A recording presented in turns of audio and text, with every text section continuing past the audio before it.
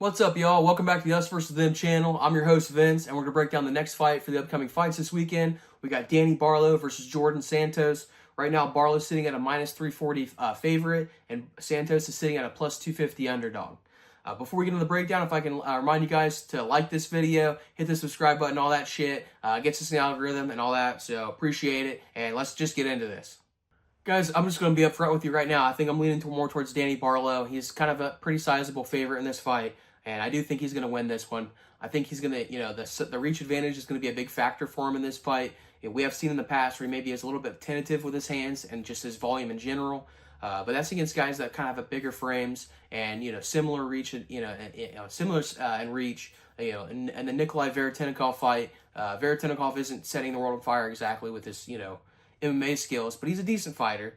But we just seen, Veretennikov has a pretty technical approach to his striking and also similar range. Veretennikov is also kind of more of a technical striker, but I think that's where Barlow's going to have the advantage. I don't necessarily think that the technical striker is always the best or most effective, it's probably the better word, MMA striker. But I think in this fight, it's definitely going to help him just because he's going to have a little bit of a reach advantage, and he does like to pump out that jab, and he likes to, kind of, all of his combos always are set up by his jab. He might double jab, straight, or throw something looping or whatever, but it's all set up by the jab. So I think the reach advantage is definitely going to help him here. Neither guy really looks to do a lot of grappling, so I don't really expect a whole lot of grappling. I do see that potentially, when these guys kind of clashing at the same times, they kind of land into a clinch type situation that neither guy is really willing to shy away from. So I definitely think there's going to be some clinching and some pumping going on in this fight, but I don't think that these guys are intentionally looking to do any of that shit. I do think that Santos is probably going to have a strength advantage versus Barlow. So in that, when they're in space in the clinch, I think he could have an advantage for sure there. But once they start getting to the cage, the experience is going to help Barlow. Obviously, that's where there's more technical abilities in the pummeling, whether you're getting pressed up against or pressing a guy against the cage. It's not necessarily the bigger, stronger guy that's going to win. So I do think that if they do any pummeling at all, Barlow's probably going to get the advantage there just because he's going to find a way to push it against the cage. Not going to be exciting, just like this breakdown right now isn't that exciting, but it is a factor in the fight. One thing that makes me a little nervous about the Barlow pick is the fact that he does kind of carry his chin a little too high. His hands are a little bit down, his chin is too exposed. Obviously, the more tucked your chin is, the more protected it is. And some guys just choose not to tuck their chin as much. Think of Volkanovski. He's tucking his chin. He does a really good job at that. And then you got a guy like Barlow on the other side who doesn't do a good job at that. And we have seen that get exposed most recently in his last fight against Sam Patterson. But in his defense, Sam Patterson's kind of knocking everybody out.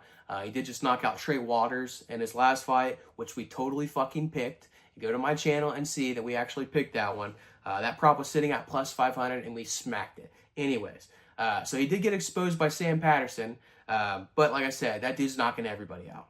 Well, on the other hand of that, you have Santos. I don't think that he's very defensively sound either.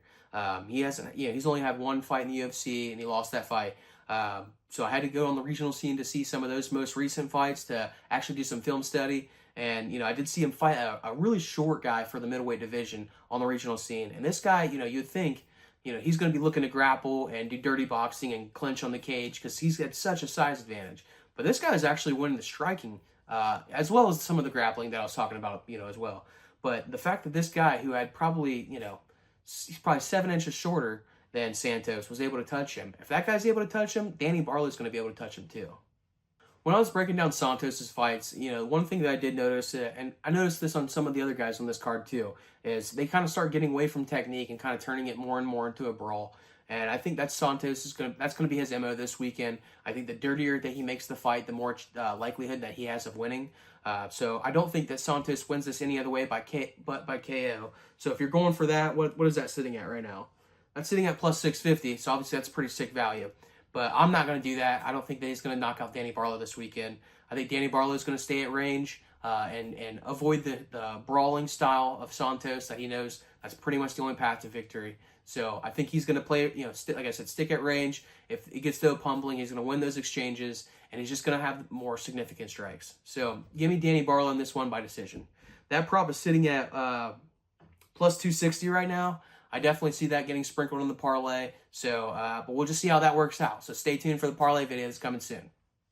That's all I got for you guys in this breakdown. Stop by for the next one where we have Kyle Propalik versus Drew Dober. That's going to be a sick fight for sure. It's going to be an entertaining fight. I really hope it is. I think it will be.